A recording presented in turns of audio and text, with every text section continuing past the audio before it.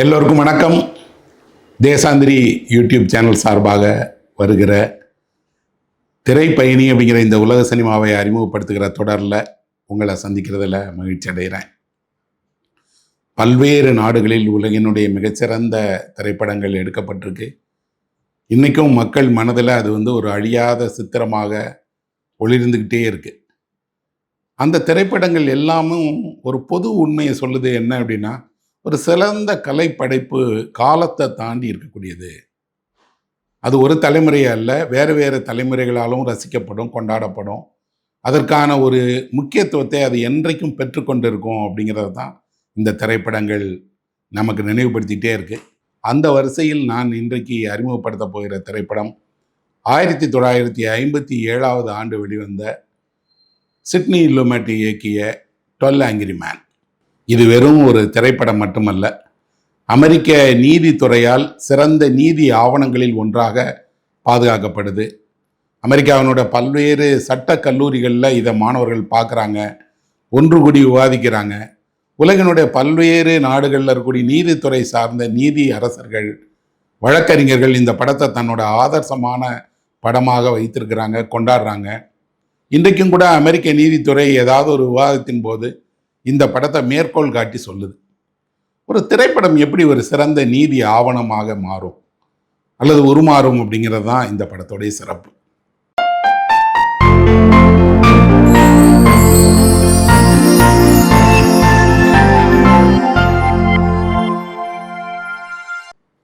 இன்றைக்கு நாம் 1000 கோடி செலவில் 500 கோடி செலவில் என்னென்ன பிரம்மாண்டமான திரைப்படங்களை உருவாக்குறோம்.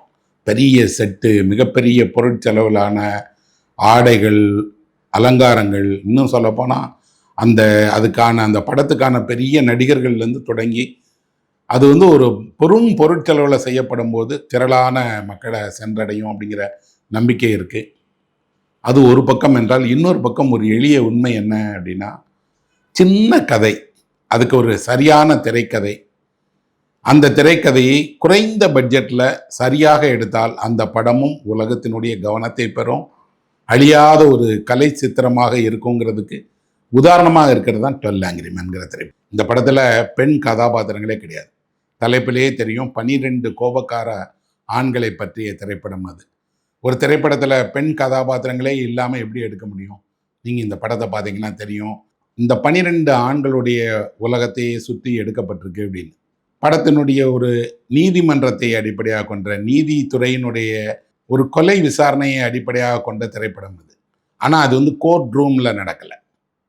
யார் வழியாக நடக்குது அப்படின்னா, ஜூரின்னு சொல்லப்படக்கூடிய ஒரு நடுவர் மன்றத்தால், மக்கள் சபைன்னு சொல்லுவாங்க அதை, நீதித்துறைக்கு ஆலோசனை செல்வதற்காக, இப்படி தீர்ப்பை வழங்குவதற்காக வேறு வேறு வாழ்க்கை பகுதிகளை சேர்ந்த வேறு வேறு விதமான தொழில் செய்யக்கூடியவர்களை ஜூரியாக செலக்ட் பண்ணி நீதிமன்றம் அவர்களை கொண்டு ஒரு தீர்ப்பினுடைய முடிவை கேட்டு தெரிஞ்சுக்கிட்டு அதை அறிவிப்பாங்க. அப்படி ஒரு 12 ஜூரிகளை பற்றினது தான் இந்த திரைப்படம். இந்த திரைப்படத்தினுடைய சிறப்புகள் அப்படின்னா அவ்வளவு சிறப்புகள் இருக்குது. 1957 ஆண்டு இந்த படம் வெளியானா கூட, இதுக்கு 2 ஆண்டுகளுக்கு முன்னாடி இது ஒரு தொலைக்காட்சிக்கான நாடகமாக உருவாக்கப்பட்டிருக்கு. இந்த 12 ஆங்க்ரி மேன் அப்படிங்கக்கூடிய படம் எப்படி உருவானது? இந்த படத்தினுடைய திரைக்கதை ஆசிரியர் இதை தொலைக்காட்சிக்கான நாடகம் ஆக்குனது ரெஜினால் ரோஸ் அப்படிங்கிற ஒரு தொலைக்காட்சி எழுத்தாளர். அவர் 1 மணி நேர தொலைக்காட்சி நாடகங்கள் நிறைய எழுதியிருக்கிறாரு. அது அரங்கேற்றப்பட்டிருக்கு, மிகுந்த வரவேற்பை பெற்றிருக்கு. அவர் எழுதினது தான் இந்த 12 ஆங்க்ரி மேன். இந்த கதையை எழுதுவதற்கானது ஒரு உண்மை சம்பவத்திலேருந்து அவர் எழுதியிருக்கிறாரு. அவரே ஒரு ஜூரியாக இருந்திருக்கிறார். அவரே நீதிமன்றத்தினுடைய ஜூரிகளில் ஒருத்தராக இருந்தாருங்கிறதுனால அவருக்கு இந்த அனுபவங்கள்லாம் நேரடியாக கிடைச்சிருக்கு. ஆனாலும் ஒரு திரைக்கதையை எழுதுவதற்கு சொந்த அனுபவத்திலிருந்து மட்டும் முழுசாக எழுதிட முடியாது. அதை கச்சிதமாக உருவாக்கணும். ஒரு எழுத்தாளனாக நான் சொல்வேன், திரைக்கதை பயில விரும்புகிறவர்களுக்கு இந்த படத்தினுடைய திரைக்கதை ஒரு பாடம். என்னென்னலாம் செய்யணும், என்னென்ன செய்யக்கூடாது, எவ்வளவு தேவை அப்படிங்கிறத இந்த படத்துலேருந்து நம்ம நிறைய கற்றுக்கொள்ளலாம். ஒரு 24 அடி அளவில் இருக்கக்கூடிய அந்த ஜூரிகளோட ஒரு அறை, இந்த அறைக்குள்ளாடி தான் முழு படமும் இயங்குது. 95 நிமிஷம் படம் அது. இந்த 95 நிமிஷம் படத்தில் ஆரம்ப காட்சியும் இறுதி காட்சியும் விட்டுட்டிங்கன்னா முழு படமும் இந்த ஒரு அறைக்குள்ளாடி 12 பேரை சுற்றியே நடக்குது. ஒரு காட்சியில் ஒரு 3-4 நடிகர்களை வச்சுட்டு 2-3 நிமிடங்களுக்கு மேலே அந்த காட்சி அங்கேயே இருந்தாலே நமக்கு சலித்து போயிடும். வெளியில் ஏதாவது இல்லையா அப்படின்னு நம்ம பார்க்க தோணும். ஃப்ளாஷ்பேக் போவாங்க, அல்லது வெளியில் இருக்கக்கூடிய வேறு காட்சிகள் நடக்கும், வேறு இடங்களில் நடக்கும். அப்படி எதுவுமே கிடையாது. இந்த ஒரு அறை, 12 பேர், அவர்களுக்குள்ளே நடக்கிற விவாதம், அவர்கள் எழுப்புகிற கேள்வி, அதில் கிடைக்கக்கூடிய மனம் மாற்றம் அப்படின்னு ஒரு இன்டென்ஸ் ட்ராமான்னு சொல்லக்கூடிய ரொம்ப நெருக்கமான அனுபவத்தை தரக்கூடியதாக படம் மாறுது. அப்படி ஒரு படத்தை உருவாக்கணும் அப்படின்னா அதுக்கான திரைக்கதை தான் ரொம்ப ரொம்ப முக்கியமான ஒரு திரைக்கதை. இந்த படத்தோட கதை என்ன? நியூயார்க்கினுடைய நீதிமன்றத்தில் ஒரு வழக்கு. அந்த வழக்கினுடைய தீர்ப்பு நாள் அன்னைக்கு படம் தொடங்குகிறது. காலையில் 11 மணிக்கு நியூயார்க் நீதிமன்றத்தினுடைய வெளியில் காட்டப்படுது. அந்த உயரமான படிக்கட்டுகளில் ஏறி ஆட்கள் உள்ளே போய் வெறுமையாக இருக்கக்கூடிய அந்த நீதிமன்றத்துக்குள்ளாடி போய் ஒரு நீதி வழங்கப்படக்கூடிய அந்த நீதி அரசனுடைய அவைக்குள்ளே நாம் போகிறோம். அங்கே ஒரு குற்றவாளி 18 வயதான பையன் நிற்கிறான். நீதி அரசர் ஒரு உத்தரவை பிறப்பிக்கிறாரு. இவன் ஒரு கொலையாளி, இவன் மீதான தீர்ப்பை நம்ம வழங்க போகிறோம், ஜூரி எல்லாருமே சேர்ந்து அந்த முடிவை எட்டுங்க அப்படின்ட்டு அந்த வழக்கை பற்றி ஒரு சின்ன அறிமுகம் சொல்கிறாரு. அவன் தான் தந்தையை கொன்னுட்டான். அந்த கொன்றதுக்கான நேரடி சாட்சியம் இருக்குது. அவன் கொலைக்கு பயன்படுத்தின கத்தி கைப்பற்றப்பட்டிருக்கு. அவன் வீட்டிலேருந்து ஓடினதை பார்த்த சாட்சி இருக்கிறாங்க. அதனால் எல்லா சாட்சிகளும் அந்த பையனுக்கு எதிராக இருக்கிறதுனால அந்த பையனுக்கு மரண தண்டனை விதிக்கப்படுது. அந்த மரண தண்டனை வேணுமா வேண்டாமா, அவன் குற்றவாளியா நிரபராதியா அப்படிங்கிற கேள்வி நீதிமன்றத்தின் முன்னால் இருக்குது. இந்த கேள்விக்கு பதில் தேடுவது தான் திரைப்படம். அப்படின்னா படத்தோட அடிப்படையிலே ஒரு வரியில் சொல்கிறதா இருந்தால், ஒரு மனிதனுடைய நீதிக்காக 12 பேர் அமர்ந்து விவாதிக்கிறது தான் இந்த படத்தினுடைய ஒரு வரி கதை. அவனுக்கும் இந்த நீதி நடுவர் மன்றத்துக்கும் இடையில் ஒரு தொடர்பும் கிடையாது. அந்த 12 பேரும் வேறு வேறு தொழில் செய்யக்கூடியவர்கள், வேறு வேறு வயதில் இருக்கக்கூடியவர்கள், வேறு வேறு வாழ்க்கை பகுதியை சேர்ந்தவர்கள். அவங்களில் யாரும் நீதி படித்தவர்களோ, சட்டம் படித்தவர்களோ, அல்லது நீதித்துறையில் நீண்ட அனுபவம் கொண்டவர்களோ அப்படின்னு தெரியாது. அதெல்லாம் படத்தில் சொல்லப்படலை. ஒருவர் சேல்ஸ்மேனாக இருக்கிறாரு, ஒருவர் கடிகாரம் தயாரிக்கக்கூடியவராக இருக்கார். இப்படி வேறு வேறு வாழ்க்கை பகுதிகளை சேர்ந்தவங்களாக இருக்காங்க. வயதிலும் பார்த்தீங்கன்னா ஒரு வயதானவர் இருக்கிறாரு, ஒரு நடுத்தர வயதில் உள்ளவர் இருக்காங்க, நிறைய பேர் நடுத்தர வயதை சேர்ந்தவங்களாக இருக்காங்க. கொஞ்சம் வயதில் குறைவான ஒருவர் இருக்கிறாரு, ஒருவர் அகதியாக புகலிடம் தேடி வந்த ஒருவரும் கூட அதில் இருக்கிறாரு. இப்படி இவங்க வாழ்க்கையினோட பல்வேறு தட்டை சேர்ந்தவங்க. அவங்க எல்லாரையும் அந்த அறைக்குள்ளே அனுப்புகிறாங்க. அந்த ஜூரிஸ் ரூம்னு சொல்லப்படக்கூடிய அந்த 24 அடி கொண்ட அந்த சின்ன அறைக்கு இவங்க போகிறாங்க. வெளியே கதவு சாத்தப்படுது. அப்போது படத்தில் இருக்கக்கூடிய ஒரு ஜூரியே கேட்குறாரு, என்ன அப்படின்னா, கதவு மூடிடுவாங்களா, புதுசாக இருக்கே அப்படின்னு. அதுதான் நடைமுறை அப்படிங்கிறாங்க. இந்த மூடப்பட்ட ஒரு அறைக்குள்ளாடி 12 ஜூரிகளும் அமர்ந்து அந்த பையன் செய்தது சரியா, அவனுக்கு மரண தண்டனை கொடுக்கலாமா வேணாமா அப்படிங்கிறத விவாதிக்கிறாங்க. இதுக்கு முன்னாடி நம்ம ஒன்று தெரிஞ்சுக்கணும், என்ன அப்படின்னா, இந்த ஜூரி அப்படிங்கக்கூடிய அமைப்பு பல்வேறு நாடுகளில் இருந்தது. இந்த ஜூரியாக யாரை தேர்வு பண்ணுவாங்க அப்படின்னீங்கன்னா, சமூகத்தில் ஒரு அந்தஸ்து பெற்றவராக இருக்கலாம், வணிகராக இருக்கலாம், மருத்துவராகவோ அல்லது வேறு தொழில்களில் புகழ் பெற்றவராகளோ இருந்தால் அவங்கள நீதிமன்றம் பல்வேறு வழக்குகளுக்கு இப்படி ஜூரியாக வர விரும்புகிறீங்களான்னு கேட்டு ஜூரியாக தேர்வு செய்வாங்க. ஆனால் அந்த ஜூரி சிஸ்டத்தில் பெண்களுக்கு இடம் கிடையாது. அதனால தான் இந்த 12 கோபக்கார ஆண்களில் ஒருவரும் பெண் கிடையாது. ஏன்னா ஜூரி அப்படிங்கக்கூடிய முறையில் குற்றங்களை, அதுலேயும் கொலை போன்ற குற்றங்களை விசாரிக்கக்கூடிய ஜூரியில் பெண்களே கிடையாது. இன்றைக்கு அது மாறி இருக்குது. இன்றைக்கி ஜூரி சிஸ்டமே இல்லை.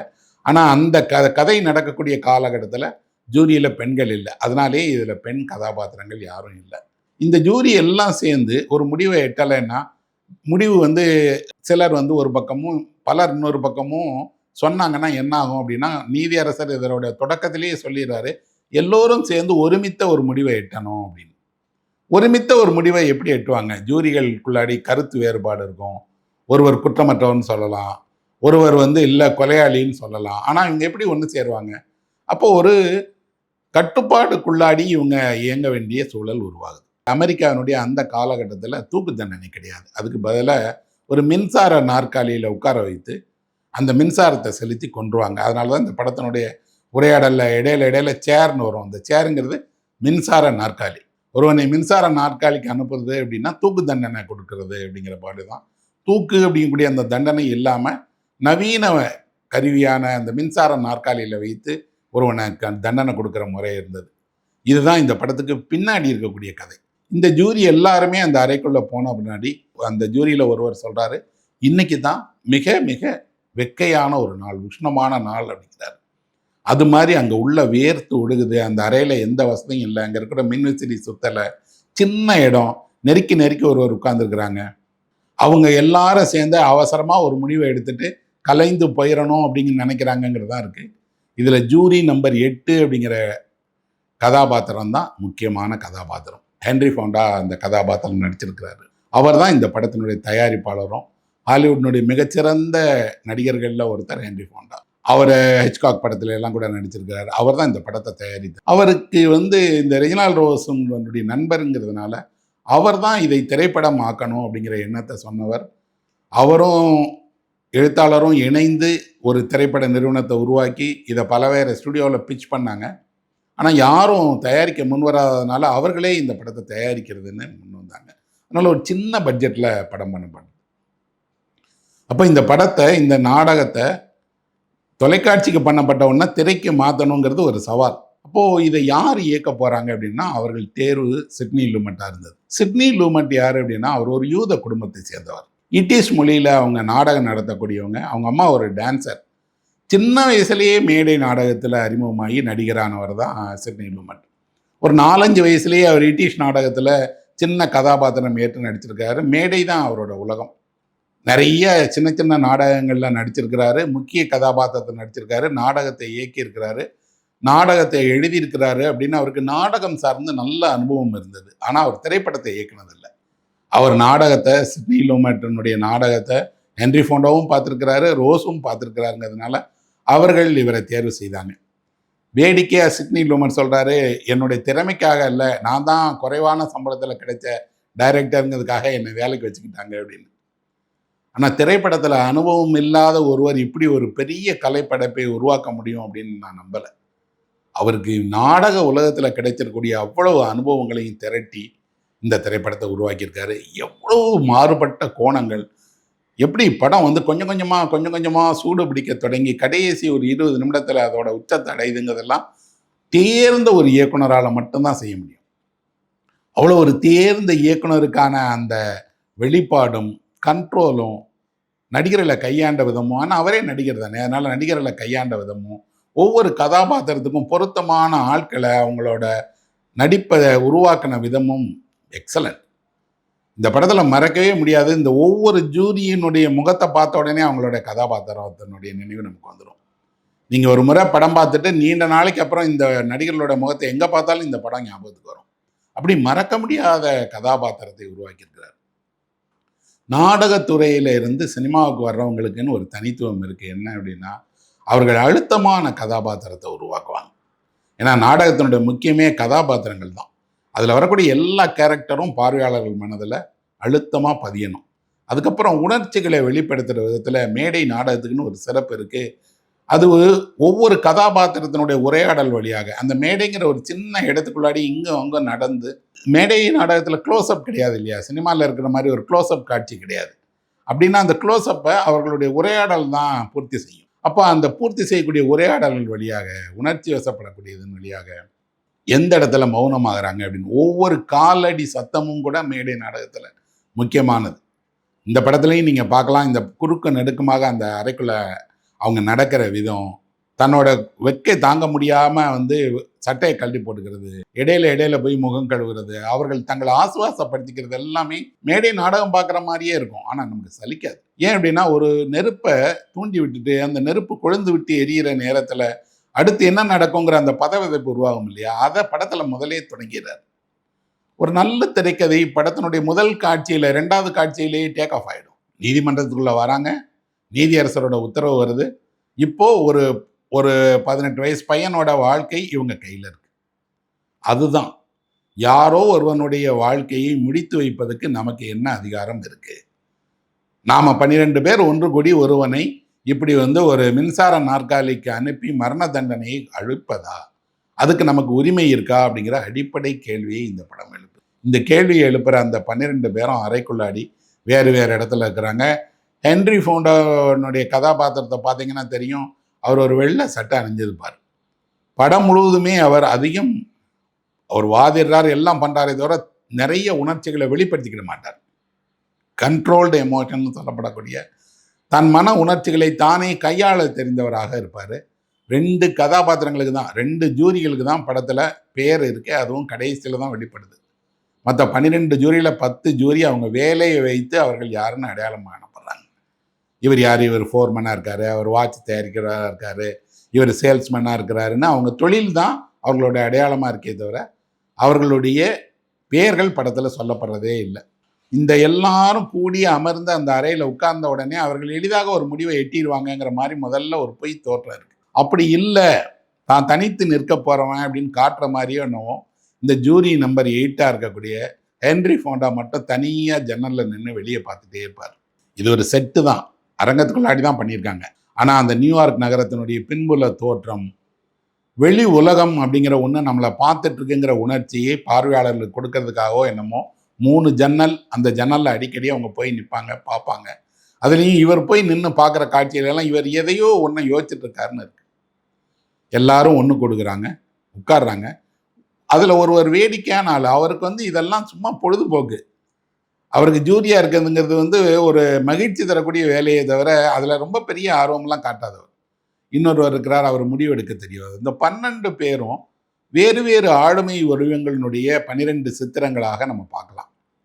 நீங்கள் உளவியல் படிப்பவராக இருந்தால் அல்லது உளவியலில் ஆர்வமானவராக இருந்தால் இந்த ஒவ்வொரு கேரக்டருக்கும் கேரக்டர் ஸ்கெட்ச் அப்படின்னு அந்த கேரக்டருடைய மனநிலை எப்படி வெளிப்படுத்துது, அவங்க எப்போ கோபப்படுறாங்க, எப்படி தான் கோபத்தை வெளிப்படுத்துகிறாங்க, என்ன செய்கிறாங்க அப்படிங்கிறத தனித்தனியாக ஸ்டடி பண்ணலாம். பண்ணனா இந்த 12 கதாபாத்திரங்களும் 12 ஆளுமை வடிவங்கள், 12 சிக்கல்கள் கொண்ட, உண்மையிலே 12 கோபத்தினுடைய அடையாளம் தான் அது. எல்லாருக்கும் கோபம் இருக்குது. இந்த கோபத்தை அவங்க வெளிப்படுத்துகிற விதம் வேறு வேறையாக இருக்குது. ஆனால் இந்த 12 பேருடைய கோபமும் தனிப்பட்ட கோபம் அல்ல. ஆனால் தனி வாழ்க்கையிலேருந்து, சொந்த வாழ்க்கையிலேருந்து அது பிறந்திருக்கக்கூடுங்கிற சில அடையாளங்களை வைக்கிறாங்க. இவங்க எல்லாம் ஒன்று கூடி அந்த அறையில் உட்கார்ந்த உடனே முதல்ல ஒருவர் எழுந்து அதை வழி நடத்துகிறாரு. அவர் சொல்கிறாரு, நாம் எல்லாரும் சேர்ந்து ஒரு வாக்கெடுப்பு நடத்தலாம். அந்த பையன் செய்தது குற்றம் அப்படின்னு நினைக்கிறவங்க எல்லாரும் ஒரு வாக்கெடுப்பில் கலந்துக்கிட்டு அவங்களோட முடிவை தெரிவிக்கலாம். இல்லை அந்த பையன் நிரபராதி அப்படின்னா நீங்கள் உங்கள் முடிவை தெரிவிக்கலான்னு ஒரு வாக்கெடுப்பு. அந்த வாக்கெடுப்பு ஒரு சின்ன துண்டு சீட்டில் அந்த வாக்கெடுப்பு நடக்குது. இந்த வாக்கெடுப்பில் 11 பேர் அந்த பையன் குற்றவாளி, அவனுக்கு மரண தண்டனை அளிக்கணும் அப்படின்னு கொடுக்குறாங்க. ஒரே ஒருவர், ஜூரி நம்பர் 8 மட்டும் அந்த பையன் குற்றமற்றவன், நிரபராதி, அவன் தண்டிக்கப்படக்கூடாது அப்படிங்கிறதுக்கான நாட் கில்ட்டி அப்படின்னு எழுதியிருக்கார்.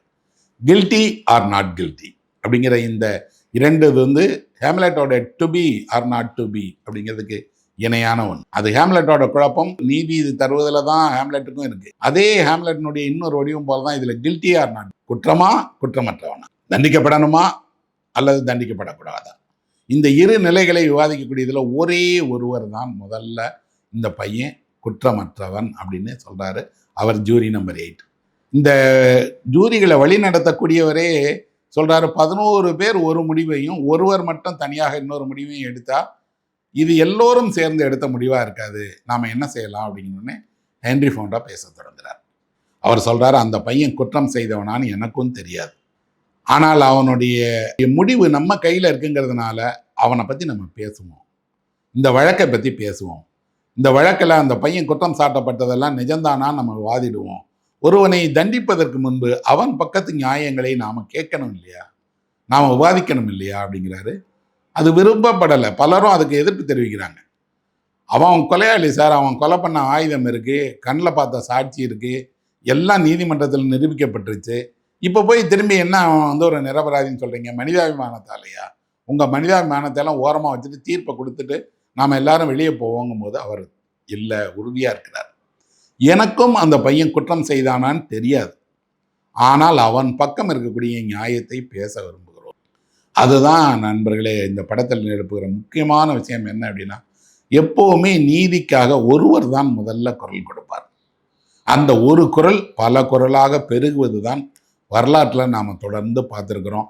எப்போ ஒரு அநீதி நடக்கும் போது உடனடியாக ஜனத்திரளே அந்த அநீதிக்கு எதிராக குரல் கொடுக்கிறார். ஒருவர் உறுதியான நிலையில் இது ஒரு அநீதி, குற்றம் அல்லது குற்றம் இல்லை அப்படிங்கிற தன்னுடைய நிலைப்பாடை உறுதியாக சொல்வார். ஹென்ரி ஃபோண்டா இதில் சொல்கிறார், எனக்கும் தெரியாது அப்படிங்கிறார். எனக்கும் உண்மை என்னன்னு தெரியாது. ஆனால் அவன் பக்கம் ஒரு நியாயம் இருக்கக்கூடும். ஏன் இருக்கக்கூடும்? அந்த பையனை பார்த்தேன்.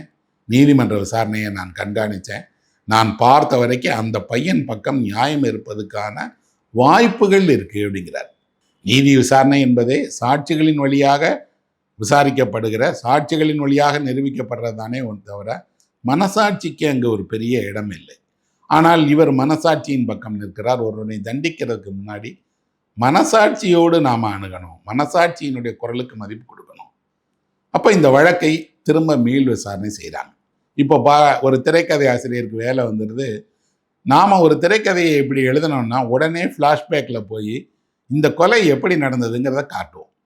இந்த பையன் எப்படி அவங்க அப்பாவை கொலை பண்ணான், அங்கே என்ன நடந்தது, அந்த காட்சிகள் எதுவுமே படத்தில் காட்டப்படுறதில்லை.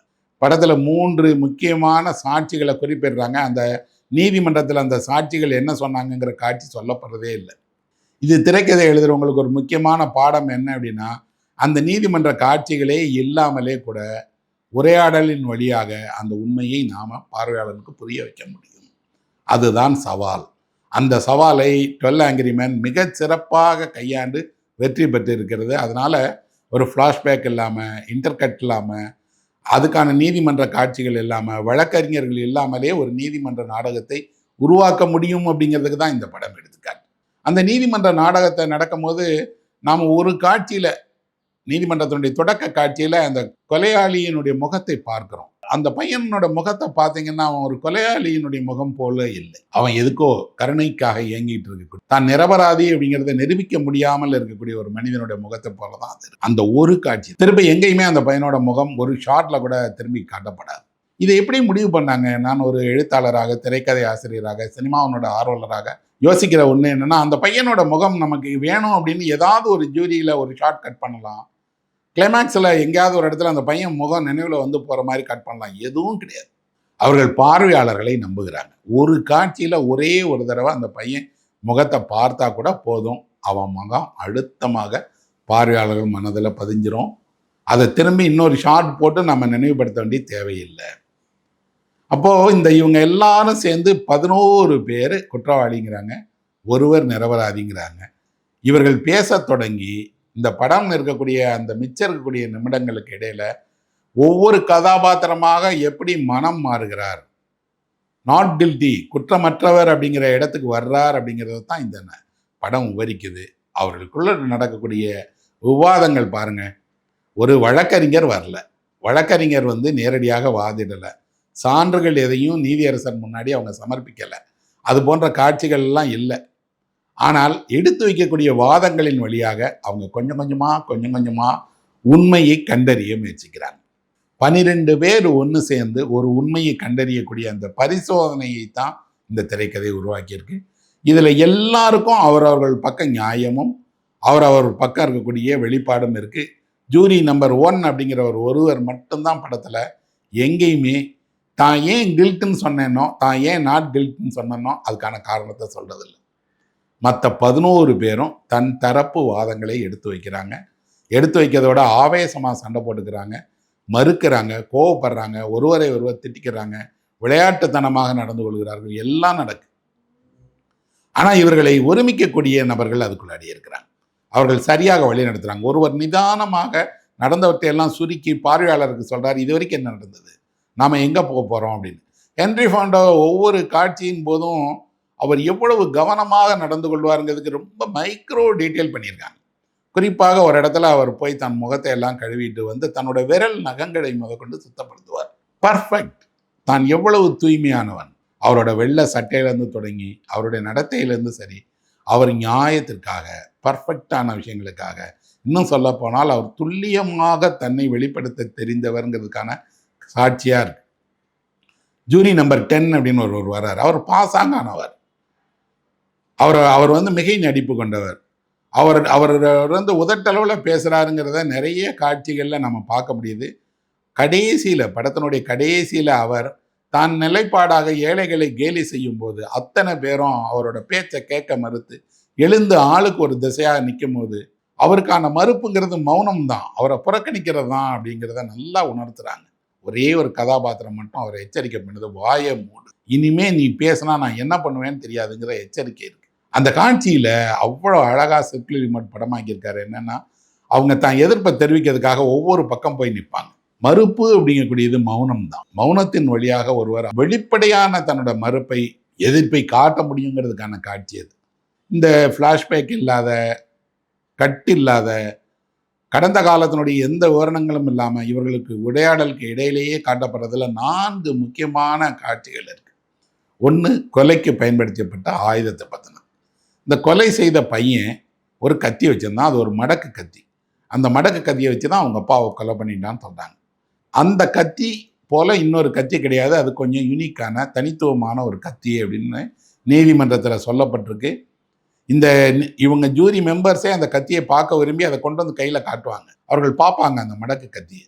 அதே மடக்கு கத்தியை, அது போல ஒன்றையே ஹென்ரி ஃபோண்டா தான் பாக்கெட்லேருந்து எடுத்து காட்டி, யார் வேணாலும் இப்படி ஒரு கத்தியை அந்த பகுதியில் வாங்கலாம், கடையில் கிடைக்குது அப்படின்னு, அது தனித்துவமானது இல்லைங்கிறத உடைச்சிடுவார். இப்படி இவர் ஒவ்வொரு உண்மையை கண்டறிந்து வெளிப்படுத்தும் போதும் கொஞ்சம் கொஞ்சமாக அங்கே இருக்கக்கூடிய ஜூரிகளுக்குள்ளாடி மாற்றம் வருது, எண்ணிக்கை அதிகமாகுது. இன்னொரு காட்சி இருக்குது. அதில் பின்னாடி அவங்க வீட்டுக்கு பின்னாடி ரயில் ஓடுது. ரயில் கடந்து போகிற நேரத்துக்குள்ளாடி தான் கொலை நடந்திருக்கு. அப்போ அந்த ரயில் சத்தத்துக்கு இடையில் அங்கே எப்படி இவர்களுக்கு அவங்க அந்த பையன் பேசுனது கேட்டுச்சுங்கிறத அடுத்த வாதம், அதை அவர் முறியடிப்பார். இன்னொரு வாதம் இருக்குது. என்னென்னா, யார் சாட்சியாக இருந்தாரோ அவர் கண்ணாடி அணிந்த பெண், ஆனால் கண்ணாடி அணியாத போது அவங்க எப்படி துல்லியமாக சொன்னாங்கங்கிற அடுத்த சாட்சி. இப்படி ஒவ்வொரு சாட்சியத்தை அவங்க மறுக்கும் போதும் அவர்கள் எழுப்புகிற கேள்வி, அதுக்கு இவர் நடத்துகிற நாடகம், ஒத்திகை, அரைக்குள்ளாடி ஒரு முதியவரை போல அவர் நடந்தெல்லாம் காட்டுவார். இது எல்லாமே பர்ஃபெக்ட். இவங்க தொலைக்காட்சி நாடகமாக உருவாக்கும் போது இந்த கதையினுடைய இந்த திரைக்கதையெல்லாம் இருந்தது. என்ன புதுசாக திரைப்படத்துக்கு உருவாக்குனாங்க அப்படின்னா, மிக உஷ்ணமான கோடையினுடைய உச்சமான ஒரு நாளில் காலையில் 11 மணிக்கு தொடங்கி இரவு 7 மணி வரைக்கும் இந்த படம் நடக்குது அப்படிங்கிற அந்த ஒரு முழு கோடையினுடைய உஷ்ணமான நாள். அந்த நாளில் சரியாக ஒரு பாதிக்கு மேலே மழை பெய்ய ஆரம்பிக்குது. மழையும் அந்த வெக்கையும் தான் இந்த படத்தினுடைய உண்மையான மூடு. ஒரு கதை நடப்பதை அதுக்கு பின்புலத்தில் கூடிய சூழ்நிலை அல்லது பின்புலத்தில் கூடிய இந்த மாதிரி மழை, வெயில், உஷ்ணம் கண்ட்ரோல் பண்ணும், வெளிப்படுத்தும், கூடுதல் செய்யும் அப்படிங்கிறதுக்கு எப்படி பயன்படுத்தலாம் அப்படின்னு. மழை வந்தால் ஆரம்பித்த உடனே இந்த படத்தினுடைய மனநிலை மாறிடும். அந்த மழை பெய்யக்கூடிய காட்சியில் ஜன்னலை அவங்க போய் மூடுவாங்க. அங்கேருந்து படம் அடுத்த நிலைக்கு போக ஆரம்பிக்குது.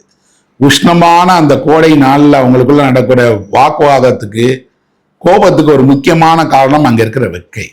அந்த மின் விசிறி கூட சொல்லலாத அறை, அதுக்குள்ளாடி இருமல் சளி பிடிச்ச ஒருத்தருக்கு இருக்கக்கூட அதனால வரக்கூடிய உபாதையிலிருந்து ஏற்படக்கூடிய கோபம் எல்லாமே அழகழகாக அந்தந்த இடத்துல போய் அமர்ந்திருக்கு. ஒரு திரைக்கதையை, இதை ஒரு புத்தகமாக வெளிவந்திருக்கு. அந்த திரைக்கதையை நீங்கள் படிச்சீங்கன்னா தெரியும் எவ்வளவு நுணுக்கங்களை அவங்க கையாண்டிருக்கிறாங்க அப்படின்னு. இடையில இந்த ஒரு குறிப்பிட்ட அளவுக்கு இந்த நாடகம் போன பின்னாடி அவர்களுக்குள்ளாடியே இன்டர்வல் இருக்கும். அவங்க ஓய்வு எடுப்பாங்க, திரும்ப ஒன்று கூடுறாங்க. மெல்ல 6 பேர் இந்த பையன் குற்றமற்றவனும் 6 பேர் குற்றவாளிங்கிற இடத்துல ஒரு சமநிலையை எட்டுகிறாங்க. இங்கிருந்து படம் ஒரு முக்கியமான முடிவை நோக்க வருது. என்ன அப்படின்னா, 2 பக்கமும் சமமா இருக்கும் போது எந்த பக்கம் தீர்ப்பு வர போகிறது? அப்ப 12 ஆங்கிரி மேன்ல உண்மையான கொலையாளி யாரு? எதுக்காக அந்த கொலை நடந்தது? எந்த விவரமும் படத்தினுடைய இறுதியிலையும் கூட சொல்லப்படாது. ஆனால் அது தேவையில்லை. தேவை இங்கே மரண தண்டனை விதிக்கப்பட்டு காத்திருக்கக்கூடிய பையன் கொலை செய்தானா செய்யலையா? அப்படி செய்யலை அப்படின்னு நிரூபிக்கிறதுக்கு அவர்கள் கொண்டு வந்திருந்த சாட்சிகள் எந்த அளவுக்கு நம்ப தகுந்ததாக இல்லை அல்லது நம்ப முடியாம இருக்குங்கிறத சொல்றதுதான். முதல்லயே ஹென்ரி ஃபோண்டா சொல்லிடுறாரு, ஒரு நல்ல வழக்கறிஞரை நியமிக்கப்பட்டிருந்தா இந்த வழக்கினுடைய நிறைய சாட்சிகள் இன்னும் அழுத்தமாக விசாரிக்கப்பட்டு குறுக்கு விசாரணை செய்யப்பட்டு உண்மை கண்டறிக்கப்பட்டிருக்கலாம். அந்த ரோலை தான் இன்னொரு புதிய வழக்கறிஞர் இந்த வழக்கை கையாண்டு இந்த பையனுக்கு நீதி கேட்பது போன்ற ஒரு ரோலை தான் ஹென்ரி ஃபோண்டா பண்றாரு. அதனாலேயே என்ன இருக்கு அப்படின்னா, நம்ம அவர் பக்கம் நிக்கிறோம். இந்த பையன் ஏன் விடுதலை ஆகணும்னு நம்ம நினைக்கிறோம், இந்த பையன் ஏன் தண்டிக்கப்படக்கூடாதுன்னு நினைக்கிறோம் அப்படின்னா, இந்த பையன் தந்தையால சிறு வயதுல இருந்தே தண்டிக்கப்பட்டிருக்கான், அடிக்கப்பட்டிருக்கிறான், குற்றங்கள் செய்வதற்கான நிர்பந்திக்கப்பட்டிருக்கான், சிரார்த்திகளுக்கு போயிருக்கிறான். தந்தை மகனுக்குமான உறவில் மோசமான ஒரு தந்தையால் வளர்க்கப்பட்ட பையன் அந்த கோபத்துல தந்தையின் மீது இருந்த அதிருப்தியில இப்படி நடந்திருக்க கூடும் அப்படிங்கிறதான் அடிநாதமா இருக்கிற குரல். அதனுடைய இன்னொரு வடிவம் இருக்கு. இதுல வரக்கூடிய இன்னொரு ஜோதி தன் பையனை பத்தி சொல்றாரு. என் பையனை நான் எல்லாம் உருவாக்கினேன், அவனை என்னை விட்டு போயிட்டான். அவர் தான் படத்தினுடைய கடைசியிலையும் வரக்கூடியவர். அந்த லீஜே கோப் அப்படிங்கிற நடிகர் நடிச்சிருப்பாரு. என்ன பிரமாதமான நடிப்பாருங்க அவர். அவர் அந்த கோபக்கார தந்தையை அப்படி காட்டுவார். இந்த ஆள் மாதிரியான ஒருத்தர் தான் கொலை செய்யப்பட்ட நபரும் கூட.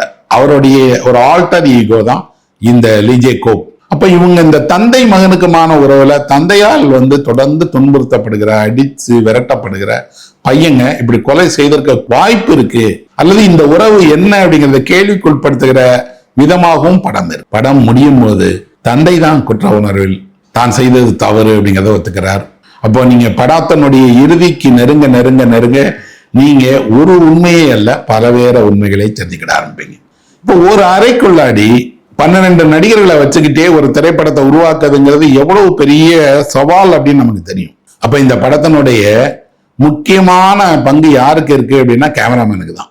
கேமராமேன் ஒரு காட்சியை படமாக்கணும் அப்படின்னா அதுக்கு அந்த காட்சிக்கு ஏற்ப ஒளிப்பதிவு செய்யணும், விளக்குகளை வைக்கணும், காட்சிக்கான கோணங்களை மாற்றணும். ஆனா இந்த அறைக்குள்ளாடி இவ்வளவு நேரம் எப்படி எடுக்க முடியும்? அப்போ படத்தோட பெஸ்ட் சினிமாட்டோகிராஃபி தான்.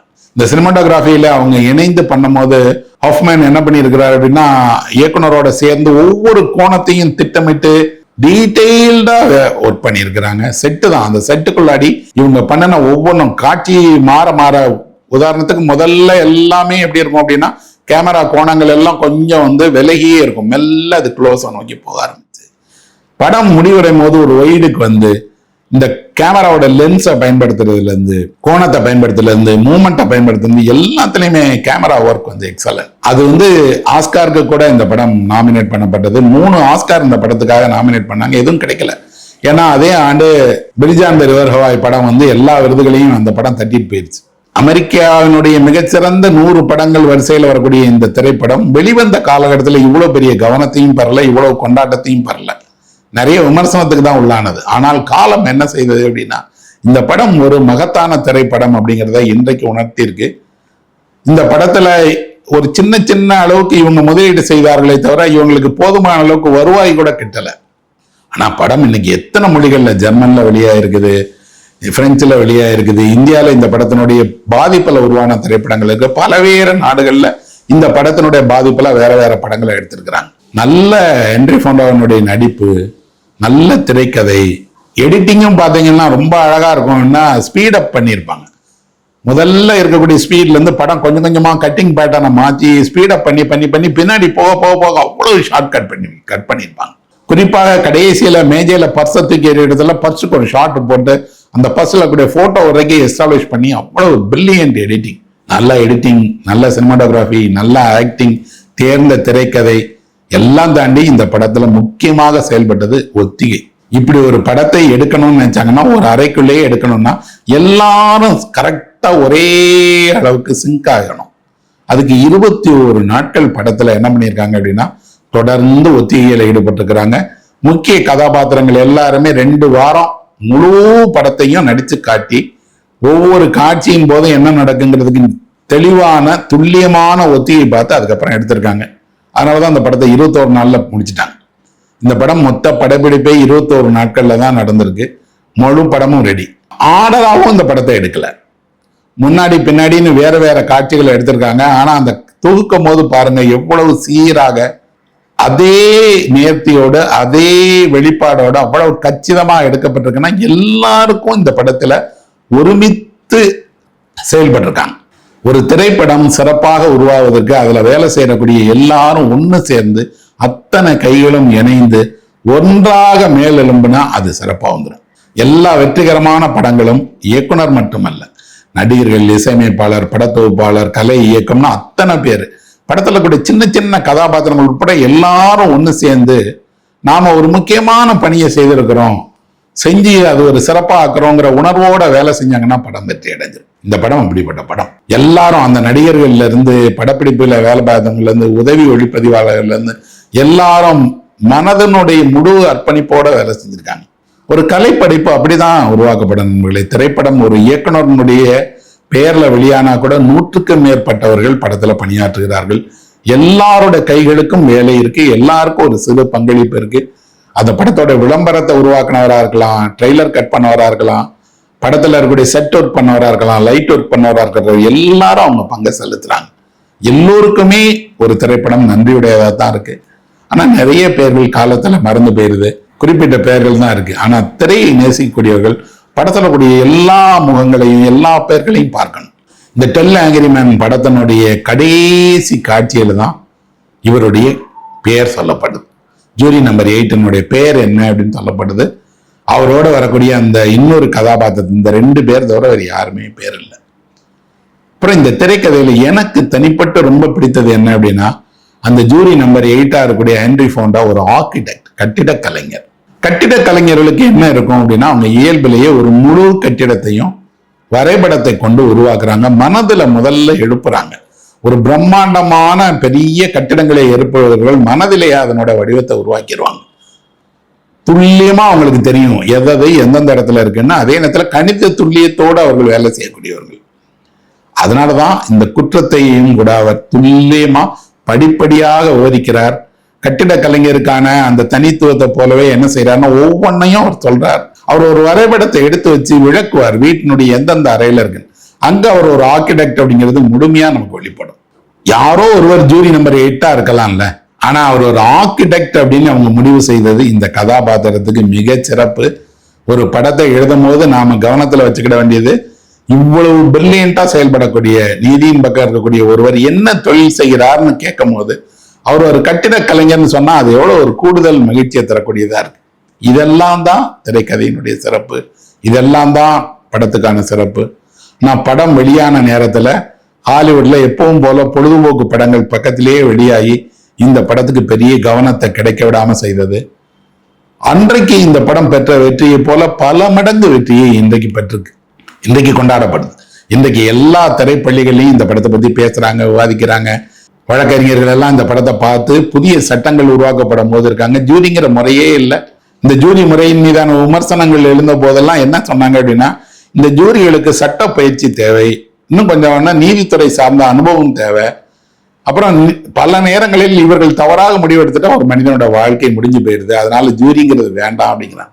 லியோ டால்ஸ்டாய் மாதிரியான பெரிய எழுத்தாளர் எல்லாம் கூட அந்த நாட்டினுடைய ஜூரியா இருந்திருக்கிறார். அப்படி எழுத்தாளர்கள் கூட ஜூரியா இருந்திருக்காங்க. அப்படிதான் இதுல இருக்கக்கூடிய ரோஸும் ஜூரியா இருந்து இந்த அனுபவத்திலிருந்து இந்த படத்தை எழுதியிருக்கிறாரு. 12 Angry Manங்கிறதுல கூட அந்த ஆங்கிரி 12 மேன் அப்படிங்கிற 3 சொற்களும் முக்கியம். இந்த 12 பேர் ஏதோ ஒரு வகையில பிப்ளிக்கலாக இயேசுவினுடைய 12 சீடர்களை போல ஒரு பிப்ளிக்கலான அலிகரியாவும் இருக்காங்க. கோபம் அப்படிங்கக்கூடியது இவர்கள் எல்லாருடைய கோபமே நீதிக்கான கோபம், தனிப்பட்ட கோபம் அல்ல. இவர்கள் எல்லாம் ஆண்களாக இருக்கிறாங்க. அது இன்றைக்கு மாற்றப்பட்டுருச்சு. ஆனா இந்த 12 பேர்கள் சேர்ந்து ஒருவனுக்கான நீதியை வழங்குகிற போது நீதித்துறையின் மீது நமக்கு ஒரு பெரிய நம்பிக்கையும் மிகப்பெரிய உத்வேகமும் வருது. என்ன அப்படின்னா, ஒரு மனிதன் தண்டிக்கப்படாமல் அவனுக்கு நியாயம் கிடைக்கும். எத்தனை பேர் எதிர்த்திருந்தாலும் அவன் உண்மையின் பக்கம் அவனுக்கு வாதிடுவதற்கு யாரோ வருவாங்க. அவர்கள் உண்மையினுடைய குரலை ஒலிப்பாங்க. உண்மை நிலைநாட்டப்படும்ங்கிற நம்பிக்கையை உருவாக்குது. இன்றைக்கும் அமெரிக்க நீதித்துறை சொல்லுது. அமெரிக்க நீதித்துறையை பற்றி இந்த படத்தில் வரக்கூடிய ஒரு உரையாடலில் எங்களுக்கு நம்பிக்கை இருக்குன்னு சொல்றாங்க. இது அமெரிக்க நீதித்துறைக்கு மட்டுமல்ல, எங்கெல்லாம் எளிய மனிதனுக்கான நீதி கேட்பதற்கான குரல் ஒலிக்கிறதோ, அந்த குரல் தன்னோட வாதங்களை முன்வைத்து எல்லோரையும் நீதியின் பக்கம் இழுக்கிறதோ, எல்லோரும் ஒன்று சேர்ந்து அநீதியை எதிர்க்கிறார்களோ, அப்பெல்லாம் நீதி வெல்லும் அப்படிங்கிறதுக்கு இது ஒரு உதாரணமான திரைப்படம். பொழுதுபோக்காக திரையரங்கத்துல வந்து ஓடி கடந்து போன ஒரு திரைப்படம் தான். ஆனா அது நீதித்துறை ஆவணமாக மாறி, சிறந்த கலைப்படைப்பாக மாறி, சர்வதேச அளவுல திரைப்பள்ளிகளில் பயிலுகிற பாடமாக மாறி இருக்குன்னா அது எவ்வளவு முக்கியமானதுங்கிறத நீங்களே தெரிஞ்சுக்கிடுவீங்க. இந்த நல்ல படம் இணையத்துல காண கிடைக்குது. நீங்க எல்லோரும் பாருங்க, நீதியின் பக்கம் நில்லுங்க, நீதிக்கான குரலை எழுப்புங்க. நன்றி நண்பர்களே, வணக்கம்.